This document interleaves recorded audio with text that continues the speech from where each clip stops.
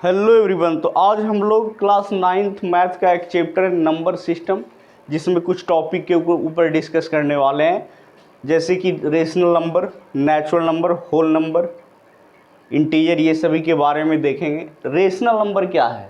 Rational number is that number which is in the form of P by Q, where P and Q are integers and Q is not equal to zero. यहाँ पे and Q is not equal to zero, मतलब rational number जो होते हैं वो P by Q के form में होता है, और जहाँ पी और क्यू क्या होते हैं? इंटीजर्स होते हैं, integers, where Q is not equal to zero, Q zero के बराबर नहीं होता है। तो ऐसे बहुत सारे नंबर हो जाएंगे। जैसे हम यहाँ पे नेचुरल नंबर की बात करें तो नेचुरल नंबर जो नंबर 1 से स्टार्ट होकर इनफाइनाइट तक जाता हो। उसके बाद होल नंबर की बात करें तो जो नंबर 0 से स्टार्ट होकर इनफाइनाइट तक जाता हो। यहाँ पे हम इंटीजर्स की अगर बात करें तो पॉजिटिव नंबर, निगेटिव नंबर और जीरो को हम क्या बोलते हैं? इंटीजर्स बोलते हैं, जिसे जेड से सूचित किया जाता है। यहाँ एक चीज़ और याद रखना है कि रेशनल नंबर को क्यू से रिप्रेजेंट किया जाता है, नेचुरल नंबर को एन से रिप्रेजेंट करते हैं, होल नंबर को डब्ल्यू से रिप्रेजेंट किया जाता है और इंटीजर को जेड से रिप्रेजेंट किया जाता है। ये जेड जो है ये जर्मन वर्ड जहलिन से आया है, जिसका मतलब होता है, जहलिन का मतलब होता है गिनती करना, काउंटिंग। तो इस तरीके से हमने देखा इंटीजर्स के बारे में, होल नंबर, नेचुरल नंबर। तो यहाँ पे देखा जाए तो नेचुरल नंबर जो है उसे हम क्या कहेंगे? रेशनल नंबर कहेंगे, क्योंकि नेचुरल नंबर, प्रत्येक नेचुरल नंबर रेशनल होने की जो भी कंडीशन है उसको ये फुलफिल करता है। जैसे यहाँ rational number P by Q के फॉर्म में होते हैं, तो यहाँ पे देखा जाए तो पी वाई क्यू के फॉर्म में है, Q is not equal to zero and P or Q क्या है? इंटीजर है। तो सभी नेचुरल नंबर जो हैं उनको हम रेशनल नंबर बोलेंगे। होल नंबर की अगर बात करें तो यहाँ पे जो 0 से स्टार्ट होकर इनफाइनाइट तक जाता हो, तो प्रत्येक होल नंबर को भी हम क्या कहेंगे? रेशनल नंबर कहेंगे, क्योंकि ये भी अगर देखा जाए तो सभी जो होल नंबर होते हैं वो पी वाई क्यू के फॉर्म में होते हैं, Q is not equal to zero. तो होल नंबर को हम रेशनल नंबर कहेंगे, नेचुरल नंबर को हम रेशनल नंबर कहेंगे, और जितने भी इंटीजर्स हैं वो सभी के सभी क्या होते हैं? रेशनल नंबर के फॉर्म में होते हैं। क्योंकि निगेटिव नंबर की अगर बात करें तो ये भी पी वाई क्यू के फॉर्म में होता है। जीरो भी क्या है? रेशनल नंबर है, 0 बाई 1। इस तरीके से जितने भी पॉजिटिव नंबर है वो सब में बाई 1 हिडन रहता है, यानी पी वाई क्यू के फॉर्म में होता है and Q is not equal to zero होता है। तो इस तरीके से हमने यहाँ पे देखा रेशनल नंबर के बारे में कि ये number which is in the form of P by Q, where P and Q are integers and Q is not equal to zero, that is called rational number. चलिए, तो यहाँ पे एनसीईआरटी के हम कुछ क्वेश्चन को देखने वाले हैं। पहला प्रश्न कहता है कि क्या जीरो एक रेशनल नंबर है, और अगर है तो आप इसे पी वाई क्यू के फॉर्म में लिखिए, जहाँ पी और क्यू क्या होना चाहिए? इंटीजर होना चाहिए। तो इसका जो आंसर होगा, yes, zero is a rational number, R से रेशनल, एन से नंबर, और it is in the form of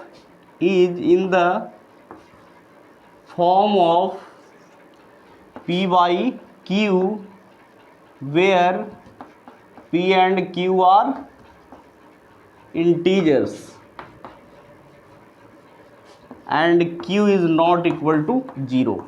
तो यहाँ पे हमें ध्यान रखना है कि जीरो जो है रेशनल नंबर है, और वो जो है पी वाई क्यू के फॉर्म में, जहाँ पी और क्यू क्या होते हैं? इंटीजर होते हैं, और क्यू का वैल्यू जीरो के बराबर नहीं होता। अगला प्रश्न कह रहा है, एनसीईआरटी एक्सरसाइज 1.1 का हम प्रश्न नंबर 2 देखने वाले हैं।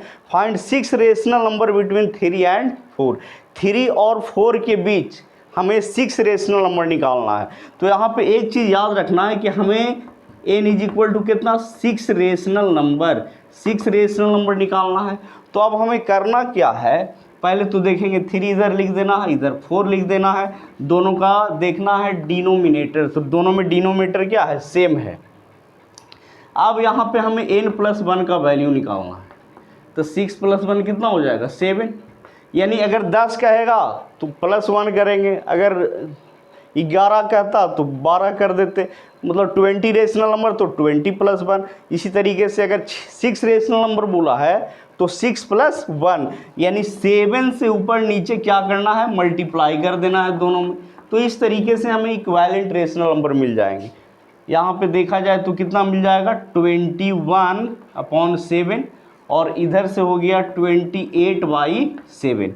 अब यहाँ पे देखिए 21 से 27 के बीच में 22/7, 23/7, 24/7, 25/7, 26/7 और 27/7। तो इस तरीके से हमें 3 और 4 के बीच में 6 रेशनल नंबर मिल गया। सबसे आसान तरीका है बस डिनोमिनेटर को सेम कर देना है। डिनोमिनेटर को क्या करना है, सेम कर देना है। इस तरीके से हो गया। चलिए तो यहाँ पे क्वेश्चन नंबर 3 देखने वाले हैं। कह रहा है कि 3/5 और 4/5 के बीच हमें 5 रेशनल नंबर निकालना है, यानी n = कितना, 5 रेशनल नंबर हमें क्या करना है, निकालना है। तो इसमें क्या करेंगे, +1 ऐड करेंगे तो n + 1 = कितना हो जाएगा, 5 + 1 यानी 6। अब सबसे पहले तो दिए गए रेशनल नंबर का जो डिनोमिनेटर है उसको सेम कर देना है। तो यहाँ पे अगर हम देखें तो 3/5 है और यहाँ पे क्या है, 4/5। दोनों का डिनोमिनेटर यहाँ पे क्या हो रहा है, सेम हो रहा है। अब हमें करना क्या है कि जितना रेशनल नंबर निकालना है उससे +1 ऐड करके जो नंबर मिलेगा उससे हमें प्रत्येक रेशनल नंबर के न्यूमरेटर और डिनोमिनेटर यानी ऊपर और नीचे मल्टीप्लाई कर देना। तो यहाँ 6 से ऊपर मल्टीप्लाई किए, 6 से नीचे किए। इस तरीके से यहाँ भी 6 से हमने मल्टीप्लाई किया, यहाँ भी 6 से, और ऐसा करने से कोई डिफरेंस भी नहीं हो रहा है। इस तरीके से हमें क्या मिल गए, 18/30, और यहाँ से मिल गए 24/30। अब यहाँ 18 से 24 के बीच में 19/30, 20/30, 21/30, 22/30, 23/30। तो इस तरीके से यहाँ पे हमें 5 रेशनल नंबर मिल गए। सबसे आसान तरीका डिनोमिनेटर को सेम करके, अगर डिनोमिनेटर अलग अलग रहेगा तो उसके लिए अलग तरकीब है। चलिए यहाँ पे तो प्रश्न 4 के बारे में हम देखने वाले हैं। कह रहा है कि दिए गए जो स्टेटमेंट है उसको जज करना है कि क्या ये ट्रू है या फिर फॉल्स है, और अगर ये ट्रू या फॉल्स है तो उसके आंसर के लिए आपको रीजन भी देना होगा। जैसे पहला प्रश्न कह रहा है कि every natural number is a whole number, तो ये बात बिल्कुल सही है। जितने भी नेचुरल नंबर होते हैं उनको हम होल नंबर कहेंगे, क्योंकि नेचुरल नंबर जो होता है 1 2 3 4 डॉट डॉट डॉट इनफाइनाइट तक जाता है। और यहाँ पे अगर हम बात करें होल नंबर की तो ये 0 से स्टार्ट होता है। तो यहाँ पे हम क्या देख रहे हैं कि ये होल नंबर में ये पूरा नेचुरल नंबर जो है अवेलेबल है। तो यहाँ पे हम लिखेंगे ये क्या है, ट्रू स्टेटमेंट है। क्या है, ट्रू स्टेटमेंट है। और यहाँ पे हम लिखेंगे कि yes every natural number is a whole number, प्रत्येक नेचुरल नंबर जो है होल नंबर होगा, इस चीज को याद रखना है। दूसरा कह रहा है every integer is a whole number. अब होल नंबर होने के लिए क्या है, होल नंबर 0 से स्टार्ट होता है और इनफाइनाइट तक जाता है, यानी जितने भी होल नंबर्स होते हैं वो सभी के सभी क्या होते हैं, पॉजिटिव फॉर्म में होते हैं, जबकि इंटीजर क्या होता है, निगेटिव फॉर्म में होते हैं, और पॉजिटिव दोनों में होते हैं। तो यहाँ पे हम लिखेंगे ये फॉल्स स्टेटमेंट। क्यों फॉल्स है, इंटीजर में B negative but whole numbers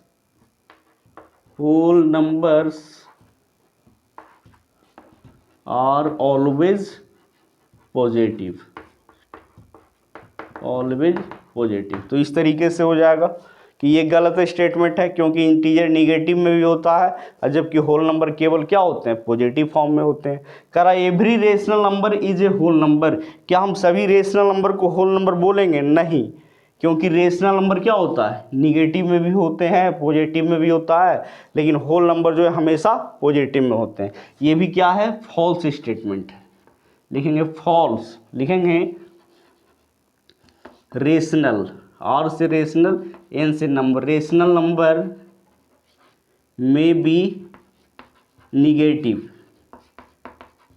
and ये क्या होते हैं, फ्रैक्शनल फॉर्म में भी होता है, and in the form of fractional, in the form of fractional.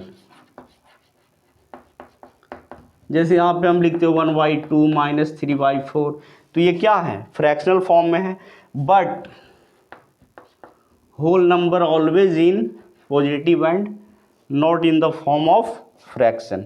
Whole numbers are always in positive form and it is not in the form of fraction। चलिए अब कुछ एग्जाम्पल देखेंगे। चलिए तो यहाँ पे एनसीईआरटी के कुछ और एग्जाम्पल देखने वाले हैं, जिसमें कह रहा है कि दिए गए स्टेटमेंट को जज करना है कि क्या ये दिए गए स्टेटमेंट ट्रू है या फिर फॉल्स है, और अगर ट्रू है या फिर फॉल्स है तो उनके लिए आपके आंसर के लिए क्या देना है, रीजन भी देना है, कारण भी देना है।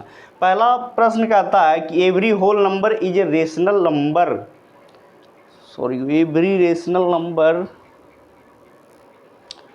यहाँ पे नेचुरल की जगह रेशनल लिखा गया था। पहला प्रश्न कहता है कि every whole number is a natural number, तो हम यहाँ पे देखेंगे कि होल नंबर 0 से स्टार्ट होता है और इनफाइनाइट तक जाता है, जबकि नेचुरल नंबर 1 से स्टार्ट होते हैं और इनफाइनाइट तक जाता है। तो यहाँ पे 0 जो है क्या है, एक होल नंबर है, बट 0 नेचुरल नंबर नहीं है।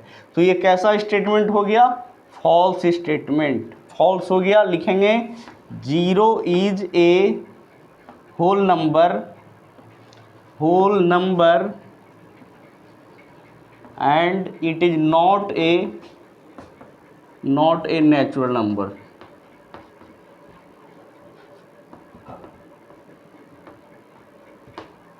दूसरा कह रहा है every integer is a rational number, तो ये बात सही है। लिखेंगे ये ट्रू स्टेटमेंट है। कैसा स्टेटमेंट है, ट्रू। हम लिखेंगे कि every integer is in the form of p/q। हम एवरी इंटीजर को क्या कर सकते हैं, p/q के फॉर्म में लिख सकते हैं, where q is not equal to 0। तो देखा जाए तो जैसे -5 -4 -3 -2 -1 फिर 0 1 2 3 ... तो ये जितने भी इंटीजर हैं सभी को हम p/q के फॉर्म में लिख सकते हैं। सब में बाई 1 क्या रहता है, हिडन रहता है, छिपा हुआ रहता है। तो ये बात सही है कि जितने भी इंटीजर है हम उनको क्या बोलेंगे, रेशनल नंबर बोलेंगे, और सभी इंटीजर को p/q के फॉर्म में लिखा जा सकता है। सभी में बाई 1 हिडन रहता है, यानी q is not equal to 0। कह रहा every rational number is an integer, क्या सभी रेशनल नंबर इंटीजर होंगे, नहीं। कुछ रेशनल नंबर इंटीजर हो भी सकता है, कुछ रेशनल नंबर इंटीजर नहीं भी होंगे। जैसे यहाँ पे हम लिखेंगे ये भी क्या है, फॉल्स है। क्यों फॉल्स है, क्योंकि rational number is in the form of fraction. Actually fraction के मान लेते हैं कि ये फ्रैक्शन के फॉर्म में रहता है, बट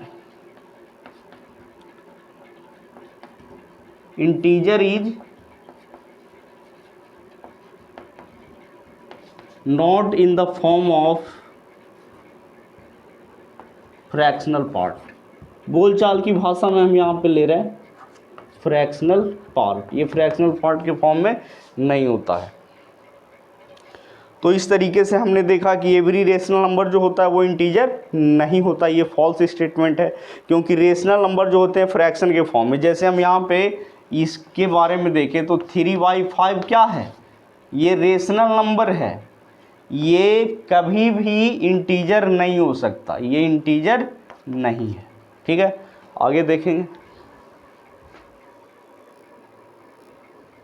तो ये इस वीडियो का लास्ट प्रश्न है, एग्जाम्पल नंबर 2। इसको हम बोलेंगे एग्जाम्पल नंबर 2, जहाँ पे कह रहा है कि 1 और 2 के बीच, 1 और 2 के बीच 5 रेशनल नंबर्स निकालना है। कितने रेशनल नंबर निकालना है? 5 रेशनल नंबर। तो यहाँ पे हमें 1 लेना है, यहाँ पे क्या लेना है? 2 लेना है। पहले दोनों का डिनोमिनेटर देखेंगे, तो डिनोमिनेटर क्या है? बाई 1 यहाँ भी है, बाई 1 यहाँ भी है। अब हमें n बराबर 5 रेशनल नंबर बोला है, तो हमें एक प्लस करके 6 से प्रत्येक रेशनल नंबर में का न्यूमरेटर और डिनोमिनेटर में हम मल्टीप्लाई कर देते हैं, और ऐसा करने से कोई डिफरेंस भी नहीं होता, ये हमें इक्विवेलेंट रेशनल नंबर मिल जाता है। तो ये हमें मिल गए 6/6 और इधर से मिल गए 12/6। अब यहाँ 6/6 के बाद 7/6 आएगा, 8/6 आएंगे, 9/6 आएगा, 10/6 और उसके बाद 11/6। इसमें से जो सिंप्लीफाई हो रहे हैं उसको हम सिंप्लीफाई कर देंगे। 4 3, यहाँ पे 3 से 3 बार में, 3 से 2 बार में, 2 से 5 बार में, 2 से 3 बार में। तो इस तरीके से मिल गया 7/6, 4/3, 3/2, 5/3 एंड 11/6। इसका आंसर मैच नहीं करता। क्यों नहीं करता है? क्योंकि दो रेशनल नंबर के बीच infinite number of rational number होते हैं, दो रेशनल नंबर के बीच इनफाइनाइट इरेशनल नंबर होते हैं। आगे टॉपिक में हम डिस्कस करेंगे। धन्यवाद।